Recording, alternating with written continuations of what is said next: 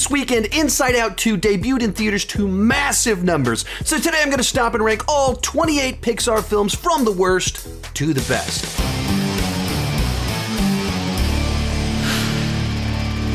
In last place, Cars 2. For me, this is easily Pixar's biggest misfire and the film with the least inspiration. It just feels like a movie that any studio could put out, where you have talking cars, silly humor, a spy plotline that's very familiar, reminiscent of a number of other films about the person that's mistaken for the spy and gets swept off on this adventure. And it's just an odd film in that it abandons the genre of the first film to do this totally different thing where the goofy side character gets promoted to the lead character. All of this feels like it should be a direct-to-video spin-off sequel. And in fact, they made a bunch of Mater-led spin-off stories called Mater's Tales. The actual spin-off movies that they made with a different studio, the Plains films, I think both of those movies are more enjoyable and better constructed than this film. It feels like giving this premium treatment to a very generic idea. It has none of the heart, the soul of what Pixar is famous and known for. Number 27, Turning Red. And this was a movie that did not sit well with me at all. Pixar's known for making movies which just tap into some deep emotions that people just connect and resonate with them. And I felt like I had the exact opposite experience watching this film, because the way it treats the relationship between the mother and the daughter, I found to be very off-putting, where the mother is presented as so overbearing so that to find love and acceptance, she has to go to her friends rather than her mother, so much so that we get to the third act of the film and the movie's climax is a boss fight between a mother and a daughter, where the daughter overcomes her mother through twerking at her as an act of liberation. What's wrong? Is this bothering you? As a parent, that was a very off-putting plotline and presentation of parents to put in a movie that theoretically is for my kids. Even beyond that, I've never really liked puberty metaphor films. This is a little bit of a reskin of Teen Wolf, except with a slightly more on-the-nose central metaphor. Now, in recent interviews, the heads of Pixar have said that they want to kind of move away from stories which are autobiographical or have catharsis for the storytellers. And I think that's a misread on what went wrong with some of these movies, because some of the best Pixar films are very autobiographical and deeply personal. I think it's a miscalibration of how those themes that are very resonant, that are present in Turning Red, were communicated in a way that some people really connected with, and a lot of others like myself found it very distancing. And it's that calibration, the fine-tuning of taking something personal and making it universal, where I think this movie went off course. Next up, The Good Dinosaur. Much like Cars 2, this is a movie to me that feels like a film that a different studio would put out, where it's about this rowdy human teamed up with this intelligent dinosaur on this travel across dinosaur world. And it feels like a film that I've seen before, because I have. Once again, like Cars 2, I feel that this movie kind of lacks that Pixar touch, that emotional core. It goes for emotional beats at certain points in time, but because the story doesn't work overall, those moments all land flat. It's also a film where it feels like they never figured out the visual style to it, where you have these gorgeous photorealistic backgrounds and nature, and this overly goofy and cartoonish dinosaur design, and the two simply don't go together. And so a project where they went for something different and it just really didn't come together. 25, Brave. This is another one that just doesn't really feel like a Pixar film. Feels like a lesser studio trying to do a clever spin on a Disney movie and not doing a great job at it. Along those same lines, How to Train Your Dragon came out just a few years before this movie, and it tackled a lot of the same themes. There's even some similar plot points to it, and How to Train Your Dragon did a much better job at it. So this is an uncommon example of Pixar feeling like they're copying others. And even the structure of the movie is kind of peculiar because it takes half the movie's runtime for the animal swap to take place. And so they establish a set of rules, expectations for the movie during this huge chunk of the film, and then kind of turns it all on its head in the back half. And I just don't think it fully works. I never can buy into it. It just feels like two movies that don't fully go together, being mashed together. And so when you put it all together, I find the plot to be fairly unbearable. It makes me want to pause and debate switching movies. And I thought my jokes were bad. Okay, that's an exaggeration just for bad humor, but like, I don't think it's terrible. I don't think it's particularly good or entertaining either. Today's video is brought to you by Factor. The warm summer days are upon us, and you can fuel up for them with no prep, no mess Factor meals. Meet your wellness goals this summer thanks to the menu of chef-crafted meals with options like Calorie Smart, Protein Plus, and Keto. Since I'm a high-protein kind of guy, I either go with Keto or Protein Plus. Factor's fresh, never frozen meals are dietitian approved and ready to eat in just 2 minutes, so no matter how busy you are, you always have time to enjoy nutritious, great tasting meals. With 35 different meals and more than 60 add-ons to choose from every week, you'll always have new flavors to explore. Make your day delicious from breakfast to dessert. Stay fueled with easy, nutritious options. I like to start my days with their protein shakes. Head to factormeals.com/SeanChandler50 and use code SeanChandler50 to get 50% off your first box plus 20% off your next month. That's code SeanChandler50 at factormeals.com/SeanChandler50 to get 50% off your first box plus 20% off your next month whilst your subscription is active. Number 24, Lightyear. This is a frustrating one because superficially speaking, there's enough jokes that land to make it entertaining, but it's also a movie that just seems deeply ill-conceived. At its core, it's supposed to be the movie that Andy watched in the theaters back 30 years ago that made him want to buy a Buzz Lightyear toy. And you watch this movie and you don't for a second think that this would be the movie that would produce the Buzz Lightyear toy or that would get a young Andy excited to buy a Buzz Lightyear toy because it's bleak and gloomy. It's a deconstruction of a hero where, once again, Disney turns a childhood hero of many of ours into a broken old man, which, thematically speaking, isn't something that, generally speaking, kids would get excited about. Coming out of this movie, every kid wanted the socks toy. Good night, Buzz. And even as we were rewatching it a few weeks back, my 5-year-old daughter said, "I'm confused. I thought they were space rangers, not astronauts." They're retconning the established lore about Zurg and who he is. I'll never give in. You killed my father. No, Buzz. I am your father.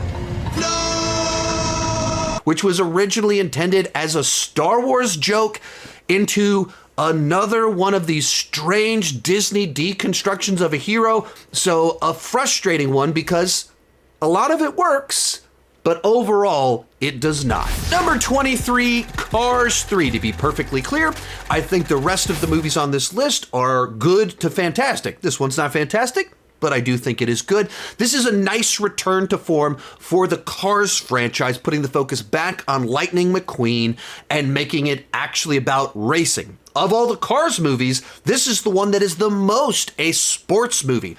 To that point, it does borrow its plotline from another of other sports movies, in particular Rocky III as well as Talladega Nights, but Pixar's frequently done this where they've taken classic story templates and given them their Pixar twist, and I think it works well enough here.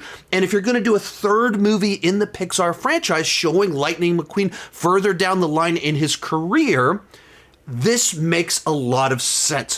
Where it starts to lose me, however, is the way that it does the Cruz character plot twist, where initially the story is about Lightning McQueen trying to be strong and have one final win, and by the end of it, we realize it's about him becoming the mentor and her taking over. I think that plotline makes sense, and it is a satisfying send-off for the character. However, doing it instead of actually leaning into that, it treats it as a plot twist in the middle of a race. And that to me just feels like throwing out rules, logic, consistency, just for the sake of an emotional payoff. And it's not a satisfying way to do that plot point, besides I'm putting it together as the twist happens. So unfortunately, this one feels like a pretty mostly solid film that gets a flat tire in the last lap. Then we have Monsters University, a pleasant enough but safe Pixar film. If this was a direct-to-video spin-off of the Monsters, Inc. franchise, it would be a fantastic direct-to-video spin-off. But as a theatrically released prequel with a budget of $200 million, it just feels awfully lightweight and conventional. That doesn't mean bad, but Pixar has a really strong filmography of very rich storytelling, and this one just feels like we're kind of taking some fun characters, running them through the Revenge of the Nerds plot template, and putting out an entirely watchable film with likable characters, a nice character arc, but without necessarily that magic that so many Pixar films have. The message also gets a little bit weird and muddled in the middle, where you start having them cheat to win, and of course that's part of the journey in the arc, but it just confuses exactly what we're trying to say with all of this. For other studios, this would be a strong performer.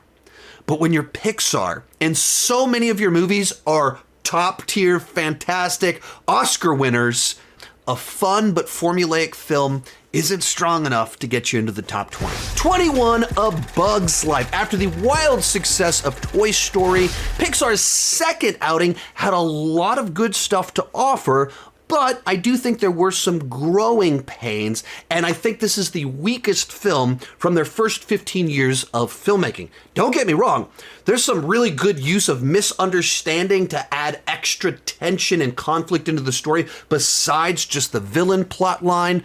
There's some fun combining of Aesop's fables plus bugs plus the Magnificent Seven, all with that Pixar touch that just gives you something nice with some interesting themes about confidence. There's also some great laughs here. No! Harry, no! Don't look at the light! I can't help it. It's so beautiful. But I also think that this is the Pixar film that has aged the worst. Because Pixar was being so groundbreaking in putting out feature-length computer animated films, I think with this movie, they were a little bit ahead of where the technology was at, so a number of sequences look like PlayStation 2 cutscenes. The bugs often look too similar to one another. The environments can be bland or lifeless or missing texture. I also don't find the characters in this film to be as memorable as so many of the movies that came out during the first 15 years. It absolutely still has the Pixar charm and humor. It's enjoyable. I just don't think it's nearly on the same level as the films that came out around it. Bringing us into the top 20, Onward. And this one is really frustrating for me because there's so many things here that I think are great or have a lot of potential, but in the execution, it just holds it back. Now, at its core, it's a fun road trip movie that kind of combines a little bit of Indiana Jones MacGuffin adventure with a whole bunch of fantasy lore. Our two leads are very relatable. There's a lot of fun world building about where they exist, and it crescendos with a nice emotional punch. And as someone whose dad died when I was only 20 years old, a story about connecting with a lost parent and getting just a little bit more time with them has deep emotional resonance for me, which is why I always want to like this movie more than I actually do. And I think a lot of that just kind of comes into the actual plotting of the story, where the specific quest that we're on, the amount of time it takes to get places, how we get back to other places, all of it feels very sloppy and like duct taped together and contrived to get to mandatory locations and plot beats to make things happen. And it's frustrating that it was so close to be something really cool with a lot of emotion to it, but the actual reasons things happen and how they play out doesn't work for me or frustrates me more than excites me. 19, Finding Dory, a sequel that has all the charm, fun, and humor of the original, but because of the nature of the plot of the original film and how that world and story doesn't lend itself to an obvious sequel, the movie also just kind of inherently feels like a rehash.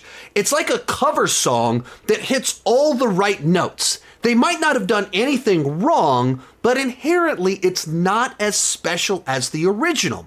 But with all that said, it's also a great example of how master storytellers and craftsmen know how to take something, even something that maybe isn't all that original, and still do something very powerful with it. Storytelling is joke telling. It's knowing your punchline, your ending, knowing that everything you're saying from the first sentence to the last is leading to a singular goal, confirming some truth that deepens our understandings of who we are as human beings. When this movie focuses in on Dory and overcoming her struggles to find her parents, Andrew Stanton still knows how to evoke these big emotions and make you feel something. He has that Pixar magic, and he's able to just craft and structure his movies to deliver big emotional payoff.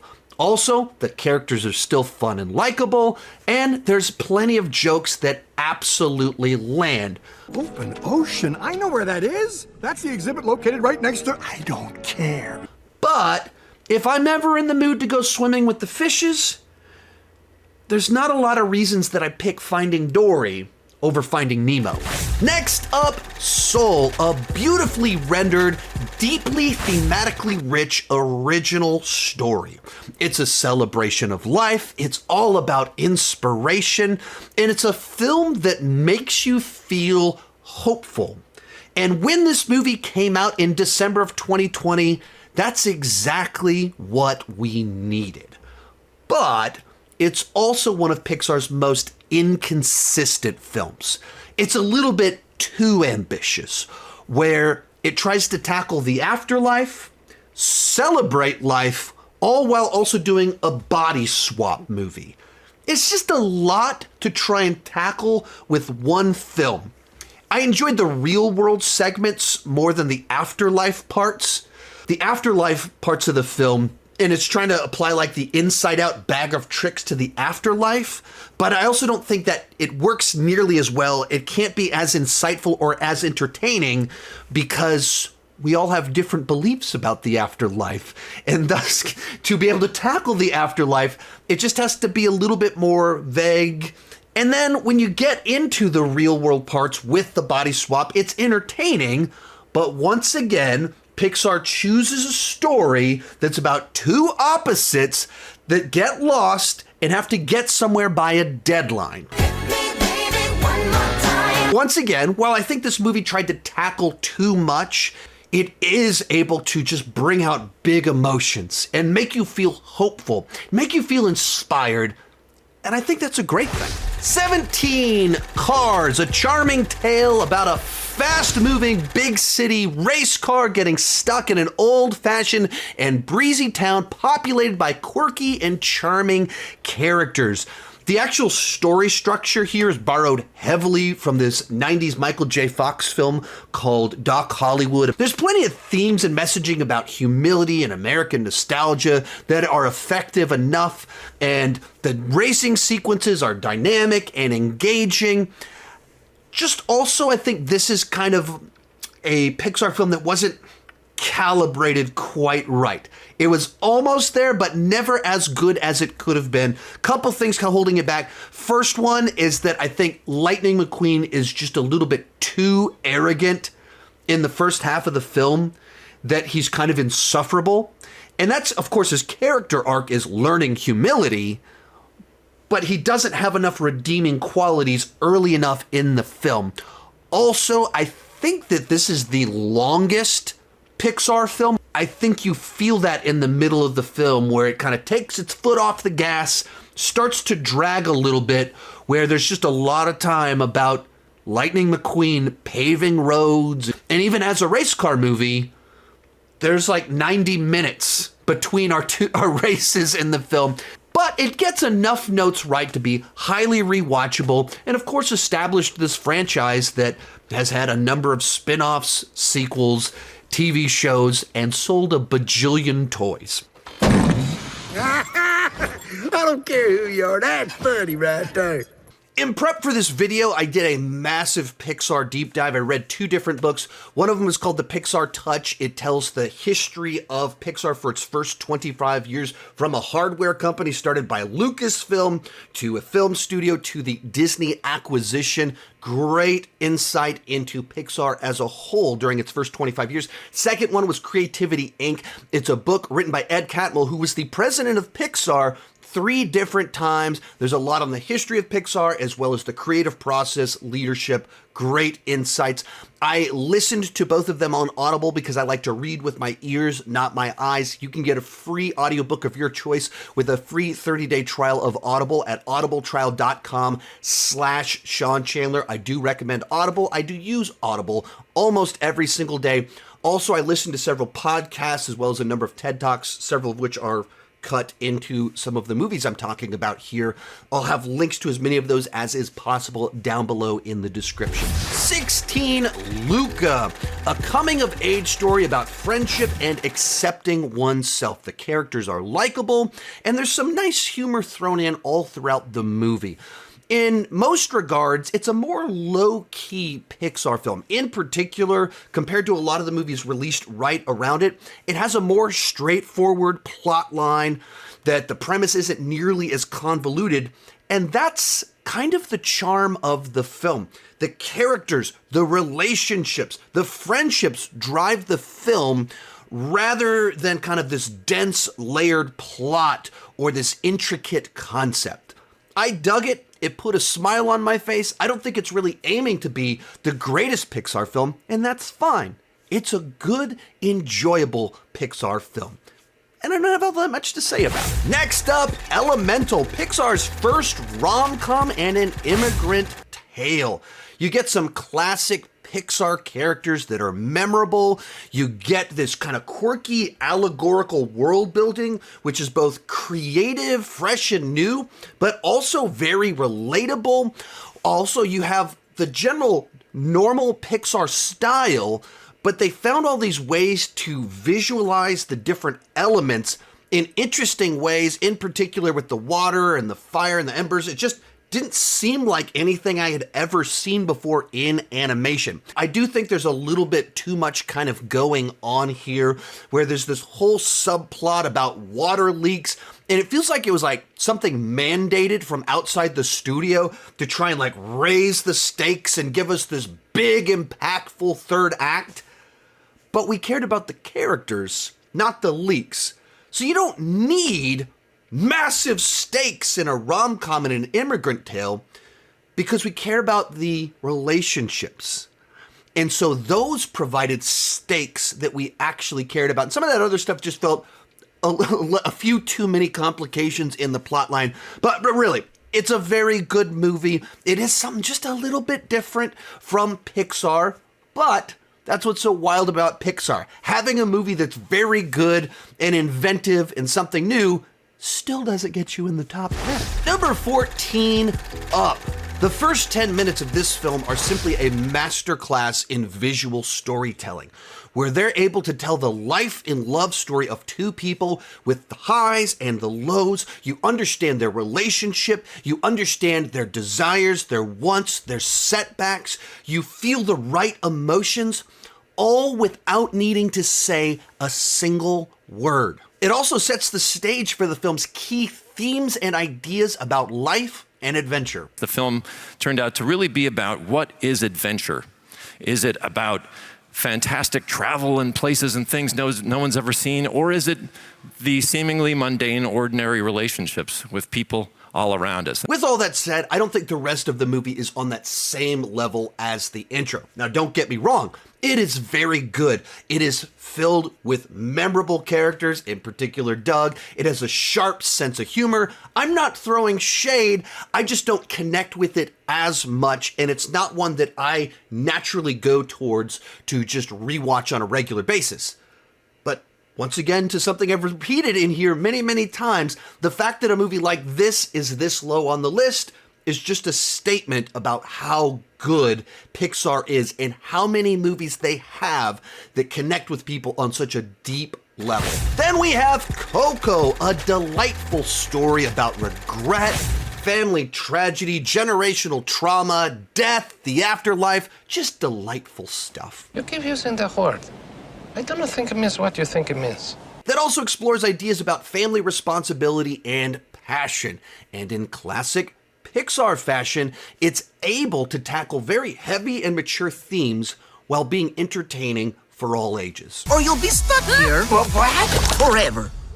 I mentioned while discussing Turning Red how certain Pixar films are autobiographical, personal, and cathartic for the storyteller, but I don't think that that film was calibrated properly to connect with a broad enough audience. I feel like Coco is an example of how to tell a deeply personal story that is broadly accessible and relatable to everyone. The movie has a very loyal and passionate fan base. It's my wife's favorite Pixar film, so a lot of people have a bunch of questions as to why it's not in my top 10. Is that like a personal attack or something? Hey, I think the movie is very good. It's just not one that I personally gravitate towards as much as the ones higher up on this list, and I do think the big twist is a little bit predictable, but it's nicely paced, it's highly entertaining, and the ending has a big emotional punch. Number 12, Ratatouille, a very peculiar concept about a rat being trained by a ghost to cook food by remote controlling a man by pulling his hair. Weird.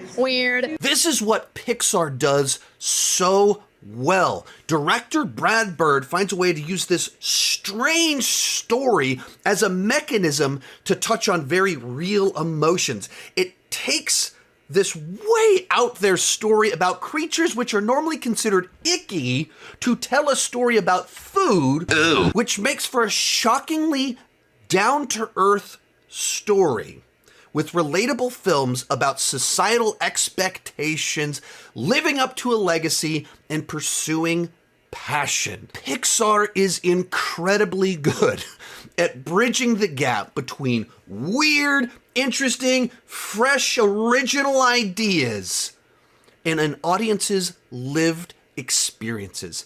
And while it's a movie about cooking, it still manages to have plenty of Brad Bird dynamic action set pieces and chases. As much as I love what Brad Bird was able to pull off with this film, it's once again not one that I gravitate towards rewatching all that often personally, though my kids very frequently watch the film. Also, as a side note, if you love this film, you should probably check out Everything, Everywhere, All at Once. Now we're cooking.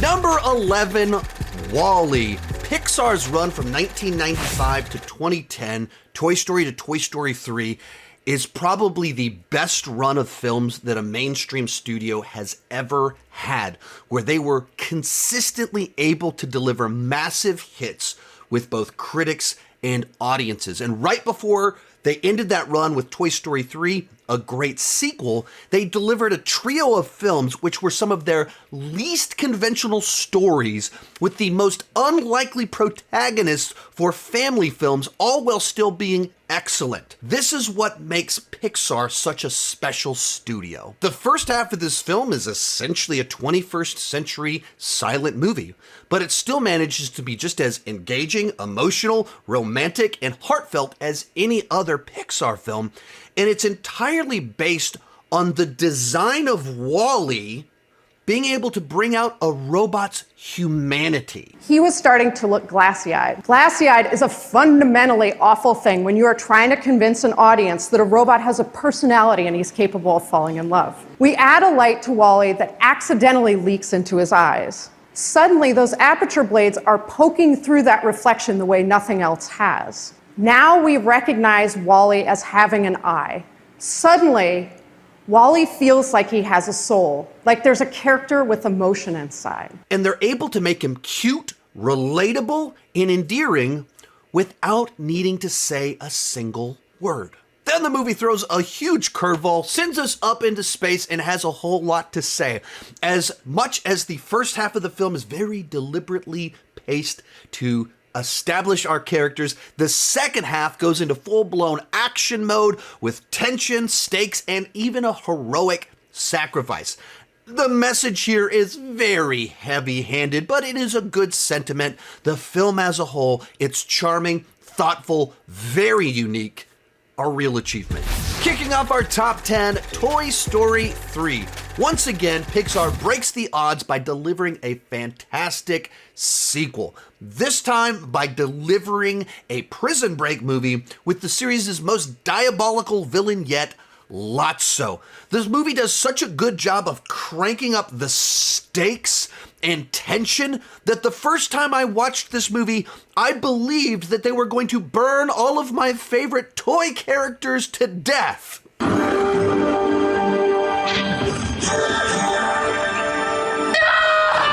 Since the movie came out 15 years after the first film, the core audience of the original film grew up along with Andy, and because of that, the movie's able to evoke extra emotions as you feel the passage of time and the sense of things changing with time.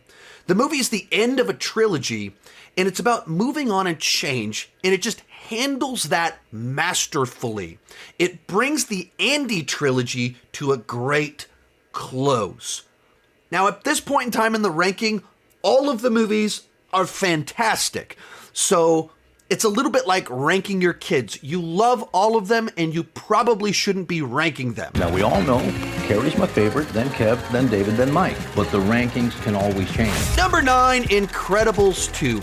With a film like Finding Nemo, it's not immediately obvious where you go with a sequel, and thus it's very easy to veer into rehash territory. However, with The Incredibles being a superhero film, it's primed for a great sequel, and I thought that's exactly what this movie delivered. As always, Brad Bird is fantastic with the action, interesting action set pieces involving powers and wide shots, just highly dynamic. There's also a number of just hilarious sequences.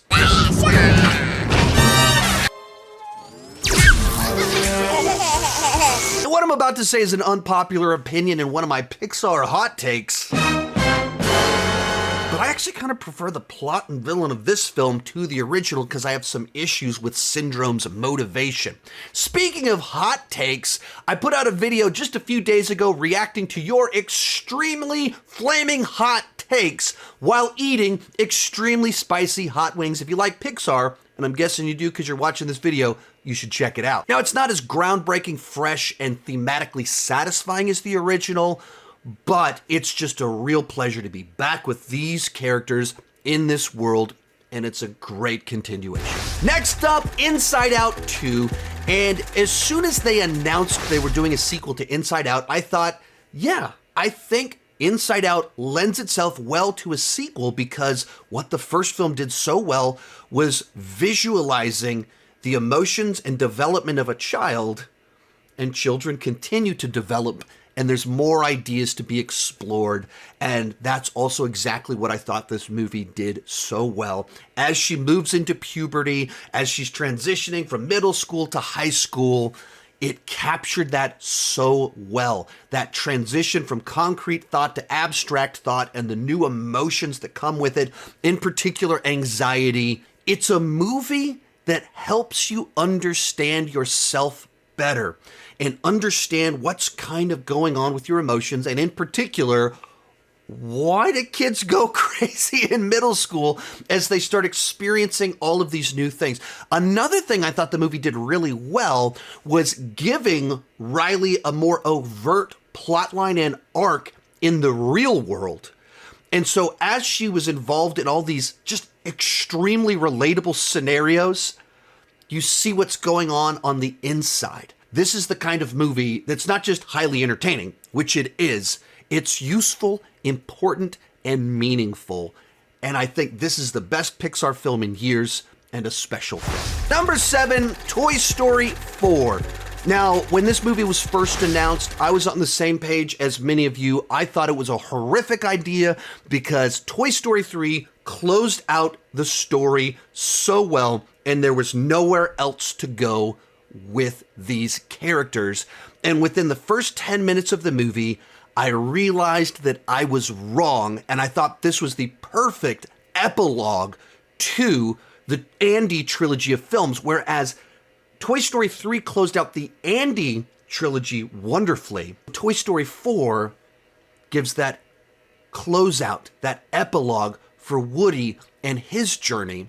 Also, the brilliance of Pixar is that they're able to craft characters and stories which are incredibly clever and smart, while still making them superficially entertaining for children. Forky is an incredible example of this, where he's a toy made out of trash. And in Toy Story, toys come to life, and in this case that means trash is coming to life. Thus, he has a constant ontological crisis, which is just very interesting. It's charming, it's quirky, and so kids can laugh at it while also being really smart at the same time. Duke Kaboom, Canada's greatest stuntman. Oh yeah. Yes. And Gabby is probably the most complex of the Toy Story villains that we've got. The movies have always been about childhood and evokes these big feelings of nostalgia, but this film is actually largely about parenting and letting go and how our relationships change with time. And that's why I actually enjoy the final choices that Woody makes at the end of kind of moving on.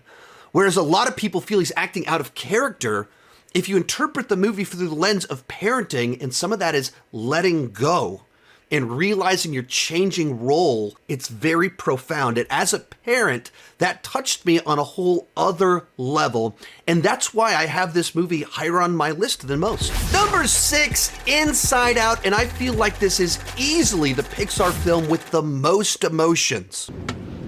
I understood that reference. It has all the fun and hijinks that you expect from a Pixar film, but it also does an incredible job of visualizing what goes on inside of our heads with our emotions during puberty and even the stages of cognitive development. And it does it in a way that's entertaining and educational for children. I was an education major in college, so I actually took a number of classes and read a number of books on development. And I just thought, watching this movie, like, this is cool that they're taking all of these big ideas and packaging them in a way that my children can understand them and be entertained. You have charming characters with creative, fresh ideas, plenty of humor that lands, but it's also a movie that's meaningful and impactful to them. They resonate with it on a deep level because they feel like they understand themselves better. Or I've seen a lot of people say, discussing these movies, I felt seen while watching the Inside Out films. And that's profound and special. And once again, it makes us able to connect with even the strangest of things, where we get emotional watching an imaginary friend sacrifice himself. And it brings out bittersweet joy. take her to the moon for me. Okay? It's the sort of movie that you can enjoy for the escapism, but it also explores emotions literally. Well, I guess it's not literally since it's anthropomorphism. Never mind. Next movie. We've made it to the top 5 with Monsters, Inc., a creative and original spin on every kid's worst nightmare. The monsters under the bed, the monsters in the closet. But instead of the monsters being out to harm children, they just work for the power company and they need their big emotions to power their city. It's just a fun setup for a family movie, and it's another great example of what Pixar does so well. They take the familiar, something that we all know, resonate with, and flip it on its head and tell a story that has characters you really connect with, where our two leads here are one of the best duos in all of the Pixar canon. It's an odd couple. Both of them are charming, entertaining in their own ways. They drive each other crazy. They love each other. All that fun stuff. They have a great friendship. They complement each other so well. Perfectly cast voices. And then thrown in there as well, you have Boo, who is absolutely adorable. But once again, we just have this idea that just feels filled with imagination, that's entertaining, it's clever, it's relatable, all at the same time. Number 4, Toy Story 2, a movie that is widely regarded as one of the greatest sequels of all time. In any context, that is incredibly impressive. But here, it's unbelievable because this movie had such an insane backstory, where the film was essentially initially greenlit as a direct-to-video sequel to Pixar in the vein of The Return of Jafar and The Lion King 1.5. And then the original directors weren't fully working properly, so they were replaced just a year before the movie was supposed to come out, and they had to overhaul the entire story and make a bunch of changes. And then the movie was almost deleted, where someone did delete the main version of it. Their backup system wasn't working, so there was no backup. And just because someone had been working from home on maternity leave and set up an auto backup, that's the only reason that this movie was saved. And it turned out to be one of the greatest animated films of all time. It keeps all the fun and emotions of the original film, but it finds kind of an interesting new question to explore. What would a toy find upsetting? Being set aside, being no longer relevant and played with. Adding to that, they change up the team dynamics, where now Woody is off at the store. Buzz leads a rescue mission, takes the whole crew with him. Because that's what heroes do. It's just jam-packed with memorable sequences, whether you're talking about the intro with all its homages and parodies, the Buzz vs. Buzz in the store sequence, the bloopers during the credits, or the heartbreaking backstory of Jessie.